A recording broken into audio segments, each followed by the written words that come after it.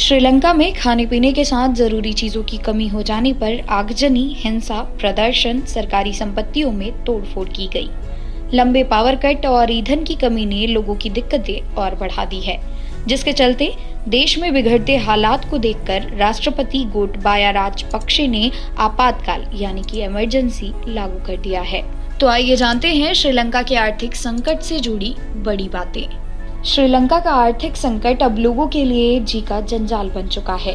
यही वजह है कि देश भर में आगजनी, हिंसा, प्रदर्शन, सरकारी संपत्तियों में तोड़फोड़ चल रही है। लंबे पावर कट, खाने पीने की चीजें समेत श्रीलंका कई दिक्कतों से जूझ रहा है। राष्ट्रपति गोटाबाया राजपक्षे ने आपातकाल लागू कर दिया है। श्रीलंका में आपातकाल 1 अप्रैल से लागू किया गया है। श्रीलंका के राष्ट्रपति कार्यकाल से जारी आदेश में कहा गया है कि देश में कानून व्यवस्था कायम रखने, आवश्यक चीजों की सप्लाई को जारी रखने के लिए यह फैसला लिया गया है। पुलिस ने 50 से ज्यादा लोगों को गिरफ्तार किया और कोलंबो और उसके आसपास के इलाकों में शुक्रवार को कर्फ्यू लगा दिया ताकि छिटपुट विरोध प्रदर्शनों को रोका जा सके। श्रीलंका के आम लोगों को लगता है कि देश की आर्थिक बदहाली के लिए मौजूदा सरकार की नीतियां ही जिम्मेदार हैं। इसलिए कोलंबो में हिंसा का दौर जारी है। सरकार के नीतियों के खिलाफ लोगों ने गाड़ियों में आगजनी भी की है। श्रीलंका 1948 में ब्रिटेन से आजाद होने के बाद सबसे बुरे दौर से गुजर रहा है। राष्ट्रपति गोटाबाया राजपक्षे ने एक गजट जारी करते हुए 1 अप्रैल में इमरजेंसी लागू करने का ऐलान कर दिया है।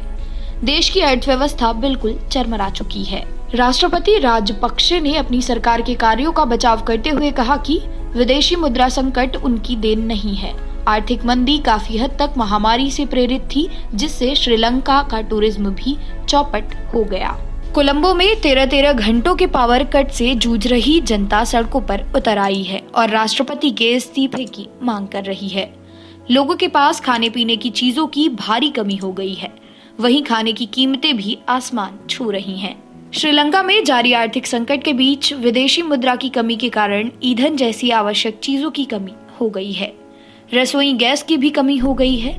सरकार के खिलाफ प्रदर्शन में शामिल लोगों ने कहा कि सरकार के कुप्रबंधन के कारण विदेशी मुद्रा संकट और गंभीर हो गया है। जरूरी चीजों की भारी किल्लत से जूझ रही श्रीलंका की जनता शुक्रवार रात को कोलंबो में सड़कों पर उतर आई थी। 5000 से ज्यादा लोगों ने राष्ट्रपति गोटाबाया राजपक्षे के घर की ओर रैली निकाली। इस दौरान भीड़ की पुलिस से झड़प हुई, जिसके बाद कई लोगों को गिरफ्तार किया गया है। पड़ोसी देश श्रीलंका इस समय अपने सबसे खराब आर्थिक संकट से गुजर रहा है। इस बीच भारत की तरफ से 40,000 टन डीजल की खेप श्रीलंका के तटों तक पहुंच चुकी है। भारत ने डीजल की ये खेप क्रेडिट लाइन के तहत दी है।